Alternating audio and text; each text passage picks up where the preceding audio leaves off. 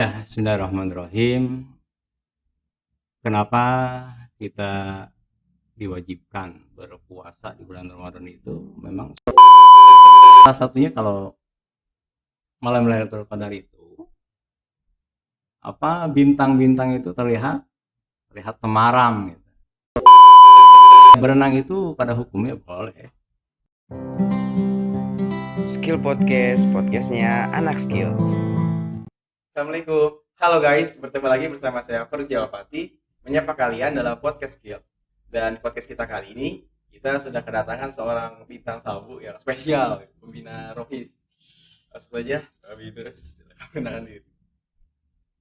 Baik, Assalamualaikum warahmatullahi wabarakatuh. Waalaikumsalam. Nama saya Muhammad Nurus sebagai staf tata usaha di SMK Negeri 1 Gunung Putri, dan pada sore hari ini kita ngobrol-ngobrol sejenak, ngobrol-ngobrol yang bermanfaat. Saya juga sebagai pembina Rohis ya, di SMK Negeri 1 Gunung Putri. Mungkin itu saja awal perkenalan kita. Gimana kabar Abi? Sehat? Alhamdulillah sehat. Alhamdulillah. Udah jadi pembina Rohis berapa tahun? Dari tahun 97.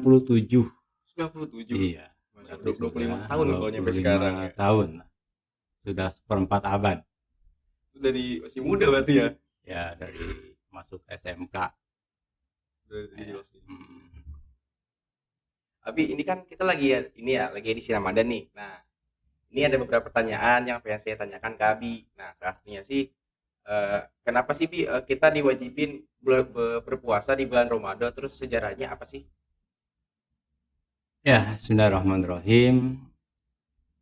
Kenapa kita diwajibkan berpuasa di bulan Ramadan itu? Memang sesuai dengan ayat Al-Quran yang Allah firmankan di dalam surat Al-Baqarah ayat 183. A'udzubillahi minasyaitonirrajim. Ya ayyuhalladzina amanu kutiba alaikumusiyam kama kutiba alal ladzina min qablikum la'allakum tattaqun. Wahai orang-orang yang beriman, telah diwajibkan kepada kalian untuk berpuasa. Kutiba alaikumusiyam kama kutiba alal ladzina min qablikum, sebagaimana telah diwajibkan kepada orang-orang sebelum kalian. Berarti puasa itu ada sebelum umatnya Rasulullah Muhammad Shallallahu Alaihi Wasallam. Untuk apa berpuasa?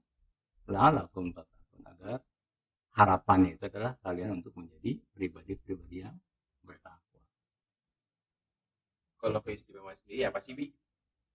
Ya, keistimewaannya banyak, apalagi sudah di zaman sekarang ya. Di zaman sekarang itu ada lagi yang puasa itu diinikan dengan ilmu kesehatan, dengan ilmu kedokteran. Ternyata setelah diteliti itu lebih banyak manfaatnya. Karena memang Allah Subhanahu wa taala memerintahkan segala apa yang berkaitan dengan ibadah pasti banyak manfaatnya, bukan mudaratnya, tapi maslahatnya akan lebih banyak. Kira-kira apa aja sih, Bi, yang dapat kita lakukan saat kita berpuasa gitu biar gak sia-sia gitu kita berpuasa? Ya, untuk mengisi kita dalam melakukan puasa, yang sudah barang tentu kewajiban kita yang paling pertama adalah puasa. Puasa itu kan rukunnya cuma dua, yaitu niat dan menahan diri dari apa-apa yang membatalkan puasa, dari mulai fajar sampai terbenam matahari. Dan untuk mengisinya agar kita bisa melakukan puasa yang lebih bermanfaat, itu bisa dilakukan salah satunya dengan memperbanyak salat sunnah, terutama salat sunnah rawatib. Salat sunnah rawatib itu adalah 4 rakaat sebelum zuhur, 2 rakaat setelah zuhur, kemudian 2 rakaat setelah maghrib, 2 rakaat setelah isya, dan 2 rakaat sebelum subuh. Dan ditambah dengan ibadah-ibadah nafilah, ibadah-ibadah tambahan, dan juga puasa salat sunnah, salat duha, salat tahajud, kemudian ada salat taraweh, itu ada salat mutlak, dan kemudian juga kita bisa salat taubat gitu. banyak sholat-sholat sunnah yang memang dicontohkan oleh Rasulullah SAW untuk mengisi daripada bulan Ramadan agar bisa lebih bermanfaat. Dan juga kita harus banyak apa? Menuntut ilmu. Salah satunya kalau di SMK itu kan ada kegiatan Sematren yang memang sudah diprogramkan oleh pemerintah Provinsi Jawa Barat. Biar apa? Biar namanya siswa itu smart. Jadi menghadapi Ramadan itu bukan sebuah beban gitu, tapi dihadapi dengan santai, smart, karena sudah merupakan sebuah kebiasaan. Dan juga bisa, apalagi yang bisa dilaksanakan, yaitu membaca Al-Quran perbanyak. Ya, kita sekarang sudah banyak yang menyampaikan kalau kita ingin bisa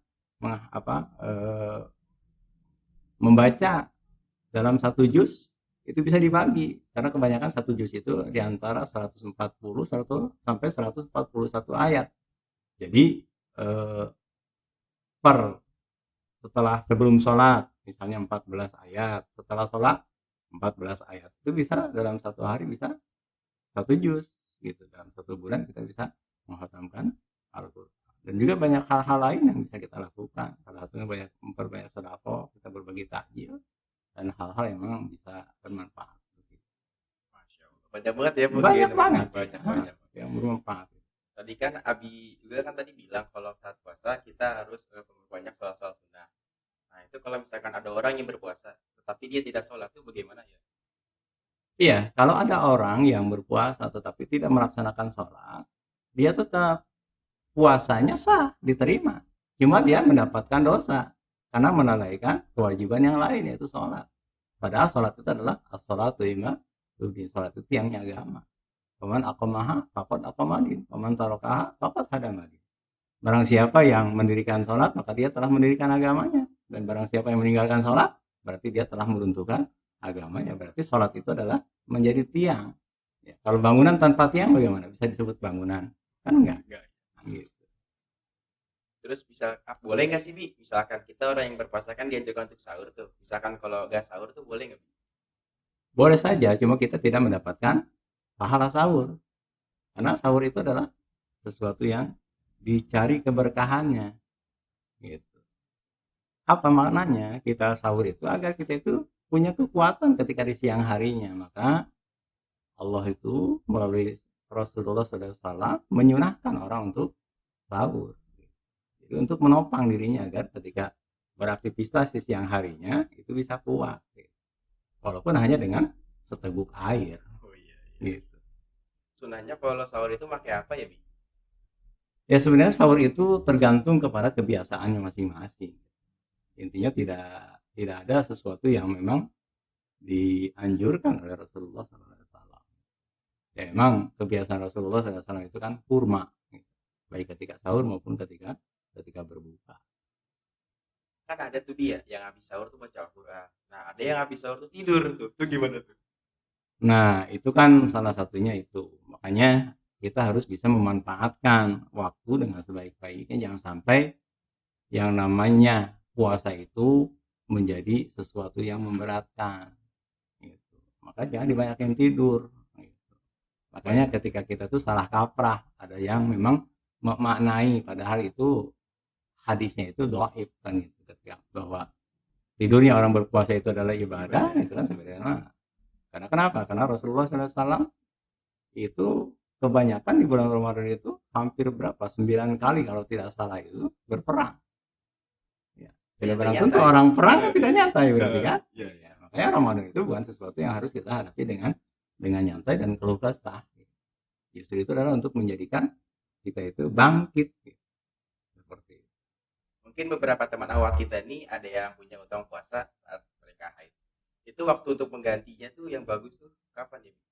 Iya, kalau mereka yang punya utang puasa itu yang bagusnya itu segera dibayar ketika, makanya kita ada sunnah puasa di bulan Syawal, ya puasa 6 hari bulan Syawal. Maka ketika ada yang mau mengqadha itu qadha dulu, qadha baru melaksanakan puasa sunnah di bulan Syawal. Jadi kewajibannya dulu harus dilunasi. Gitu. Jangan sunnah yang dikedepankan, wajibnya ditinggalkan. Harus disegerakan. Jangan sampai nanti kalau sudah mau datang Ramadan baru ingat, belum bayar. Nanti kalau sudah terlewat, karena dosanya 2 kali. Nah, gitu. 1 dosa melalaikan, 2 dosa meninggalkan kewajiban puasa. Juga pernah dengar tuh ada yang namanya malam Lailatul Qadar. Ya. Apa sih itu malam Lailatul Qadar? Ya, malam Lailatul Qadar itu memang salah satu yang disiapkan oleh Allah Subhanahu wa taala. Sebagaimana di dalam surat Al-Qadar. Ya. A'udzubillahi minasyaitonirrajim. Bismillahirrahmanirrahim. Inna anzalnahu fi Lailatul Qadar. Lailatul Qadri khairum min alfi syahr. Ya, khairum min alfi syahr. Malam itu lebih baik daripada 1000 bulan. 1000 bulan itu kalau kita kalkulasikan dengan dibagi 12 itu sekitar 84 tahun. Sama sangat kita kalau memang kita mendapatkan malam Lailatul Qadar itu, kita mendapatkan sebuah kemuliaan dari Allah Subhanahu wa taala. Kan tadi dijelasin kalau malam Lailatul Qadar itu mulia ya kan ya. Iya. Nah, terus kira-kira kita menyikapinya gimana ya, Bi? Terus apa yang kita lakukan gitu? Iya, makanya Rasulullah SAW memerintahkan kepada kita itu untuk bisa menjaga di 10 terakhir bulan Ramadan. Kemudian Rasulullah SAW mempersingkat kembali, cari di malam-malam ganjil.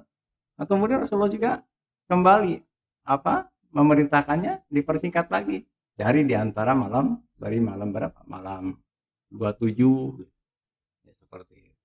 Jadi sebenarnya keterangan dari Rasulullah SAW itu mempermudah kita, gitu ya, sebagai umatnya, sebagai pengikutnya, untuk bisa meraih bulan Ramadan. Makanya kita diperintahkan untuk i'tikaf berdiam diri di masjid.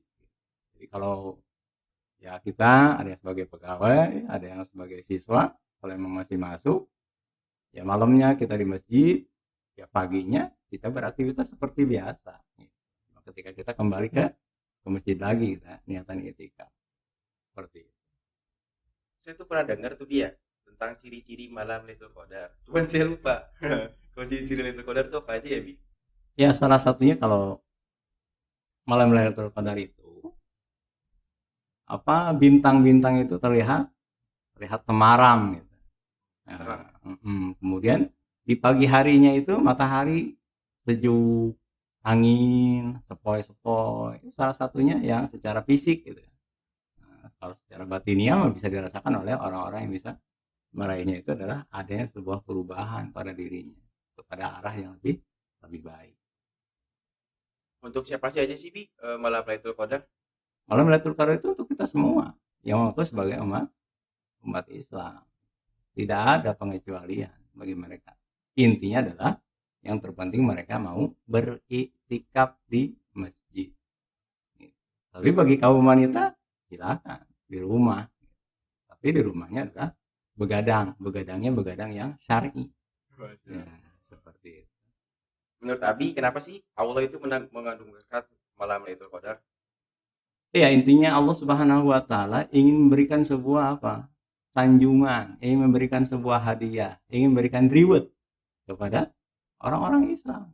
Makanya ada, kalau harian itu ya, kalau di bulan-bulan biasa harian itu adalah di malam, sepertiga malam. Kalau di pekanan yaitu Yaumul Jum'ah. Ya kan? Gitu. Makanya Sayyidul Ayyam itu adalah hari Jumat. Kemudian ada lagi Sayyidul Syuhur. Ya, penghulunya bulan itu adalah bulan Ramadan. Nah, kemudian ada malam di dalam bulan Ramadan itu yang lebih baik daripada 1000 bulan. Itulah penghargaan Allah, pemberian Allah untuk memberikan reward kepada umatnya yang sudah berusaha untuk mengabdikan dirinya dengan sekuat tangan, dengan sesungguh-sungguhnya untuk dapat meraih kemuliaan Allah Subhanahu wa taala. Mungkin dari Sobat Skill ada yang suka berolahraga berenang. Nah, apa hukum berenang jika kita sedang berpuasa, Bi? Ya, berenang itu pada hukumnya boleh saja. Yang terpenting hal-hal yang dapat membatalkan puasa, nah, kecuali berenangnya sambil berenang minum air. Ya, kalau ada suatu benda yang masuk mah ya otomatis batal gitu. Kalau misalkan suntik vaksin gitu, Bi, boleh? Ya, suntik itu boleh. Yang nggak boleh itu apa? Diinfus. Diinfus Nah, diinfus nggak boleh karena ada saripati makanan yang masuk ke dalam tubuh kan. Bi, misalkan kan ada nih misalkan dari kita ada yang basah pas siang hari pada saat kita berpuasa, tuh puasa kita tuh batal atau enggak ya? Iya, kalau mimpi itu tetap tidak membatalkan puasa, walaupun itu mimpinya mimpi basah gitu, kita mengeluarkan sperma. Gitu. Kecuali yang memang disengaja. Gitu. Kalau disengaja mah tetap batal. Gitu. Nonton video-video yang nggak karuan, baca buku yang mengarah ke situ, itulah yang membatalkan. Jadi perbanyak positifnya ya, Bi. Iya. Terus kalau ini, kalau misalkan berbuka itu baik ya. Kalau kan saya pernah tuh dengar kalau misalkan berbuka itu sunahnya pakai kurma. Juga pernah tuh kayak apa ya? Makannya tuh genap apa ganjil ya, Bi? Saya lupa. Iya. Kalau yang disunahkan Rasulullah SAW ketika kita berbuka itu adalah makan kurma, ganjil. Ya, paling banyak 7. Jangan mentang-mentang ganjil makannya 31 ya. Atau 101 ya, itu kenyang gitu. Nah, kemudian karena di kita itu bukan penghasil kurma gitu, banyak ulama kita yang mengkiaskan dengan makan yang manis gitu. Seperti itu. Kalau misalkan berpuasa itu dianjurkannya dari usia berapa ya? Soalnya kan kadang-kadang ada tuh guru saya, dia anaknya kayak masih TK gitu udah disuruh puasa belajar gitu.